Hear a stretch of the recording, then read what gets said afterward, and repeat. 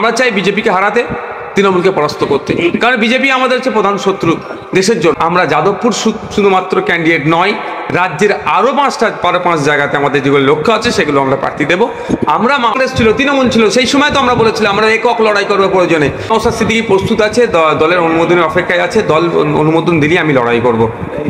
আমি রুটিন মাফিক আসি, তবে এই মধ্যখানে কয়েকটা দিন আসা হয়নি, কারণ এত ব্যস্ততা হয়ে গেছে, আমি একা মানুষ রাজ্যের বিভিন্ন প্রান্তে ছুটতে হচ্ছে। তাহলে তো আমি নিয়মিতই আসবো। এটা তো আমার বিধানসভা, এখানকার মানুষ আমাকে ভোট দিয়ে বিধানসভার মধ্যে পাঠিয়েছে। এখানকার মানুষের চাওয়া পাওয়া অভাব অভিযোগগুলো শুনেই তো আমি পারলাম বিধানসভার মধ্যে উত্থাপন করি। শুধু এখানে তো আমাকে আসতে হবে। যদিও এই কদিন না আসার ফলেও এখানকার মানুষের কিন্তু পরিষেবা থেকে কেউ ব্যাঘাত ঘটেনি, কারণ এখানে এসেছে, আমাদের অফিসে আসে, তারা তাদের কাগজপত্র যা রেকমেন্ডেশন যাই প্রয়োজন হয় এখানে এসে বলে। এখান থেকে আমি যেখানেই থাকি না কেন আমাদের কাছে পৌঁছে যায় আমার কাছে, সেখান থেকে আবার সেই সমস্যাকে আমরা সমাধান করে এনাদের কাছে আবার রিটার্ন করে দিই। দেখুন, আমরা জোটের পক্ষে, আমরা চাই বিজেপিকে হারাতে, তৃণমূলকে পরাস্ত করতে, কারণ বিজেপি আমাদের হচ্ছে প্রধান শত্রু দেশের জন্য। শুধুমাত্র মুসলিম সমাজ বা কেউ যদি বলে মাইনরিটি, এটা ব্যাপার নয়, দেশের জন্য প্রধান শত্রু। রাষ্ট্রায়ত্ত সম্পত্তিগুলোকে সে বিক্রি করে দিচ্ছে, সরকারি সম্পত্তি করে বেসরকারিকরণ করে দিচ্ছে। দেখছেন না ইলেকট্রাল বন্ডের মাধ্যমে কি ধরনের ঘাপলা হয়েছে, জীবনদায়ী ঔষধের দাম বেড়ে গিয়েছে। কদিন আগে দেখেছেন বিজেপি শাসিত উত্তরপ্রদেশে কিভাবে হোলিকে নিয়ে একটা সাম্প্রদায়িক দাঙ্গা লাগানোর চেষ্টা হচ্ছিল। কদিন আগে দেখেছেন বিভিন্ন জায়গায় কিভাবে অন্যায় কাজ করে যাচ্ছে। তো এই বিজেপিকে কোনোভাবেই প্রশ্রয় দেওয়া যাবে না। তো বিজেপিকে বাংলায় যারা জায়গা দিয়েছে সে তৃণমূল কংগ্রেসকেও হারাতে হবে। সুতরাং এই বিজেপি তৃণমূলের বিরুদ্ধে আমাদের লড়াই। সেই জন্য আমরা বৃহত্তর স্বার্থের জন্য আমরা চাই জোট হোক, কিন্তু যাদের সাথে জোট করবো তারা যদি মনে করে এটা আমাদের দুর্বলতা, আমাদেরকে যদি কর্নার করতে চাই, আমাদের আত্মসম্মানে লাগে, সেক্ষেত্রে আমাদের বিবেচনা করতে হবে। সেই জন্য আমরা 8টা প্রার্থী দিয়ে এখন অপেক্ষা করছি, আর কয়েকটা দিন অপেক্ষা করছি।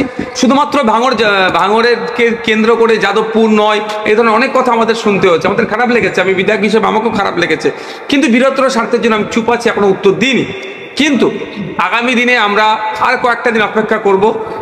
যদি গ্রিন সিগন্যাল তথা তাদের সদার্থক মনোভাব না থাকে, আমরা যাদবপুর শুধুমাত্র ক্যান্ডিডেট নয়, রাজ্যের আরো 5 জায়গাতে আমাদের যেগুলো লক্ষ্য আছে সেগুলো আমরা প্রার্থী দেবো।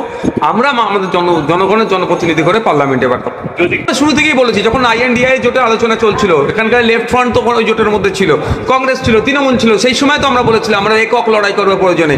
যেই গোতে বিজেপি বা তৃণমূলের মতো শক্তি থাকবে তাদের সাথে হাত মিলাবো না, আমরা তো সেই সময় বলে রেখেছিলাম। এখন তো ইন্ডিয়া জোট থেকে তৃণমূল বেরিয়ে আসার পরে তো কংগ্রেস CPM আর কারা আছে তারা এটাকে নিয়ে করছে, কিন্তু আমরা তো সেই দিনেও বলেছিলাম যে আমরা একক লড়াইয়ের মতো ক্ষমতা রাখি। ব্যক্তি নওশাদ সিদ্দিকী প্রস্তুত আছে, দলের অনুমোদনের অপেক্ষায় আছে, দল অনুমোদন দিলেই আমি লড়াই করব। দেখো, এরা হচ্ছে রাজনৈতিক প্রতিহিংসার বহিঃপ্রকাশ এরা করছে।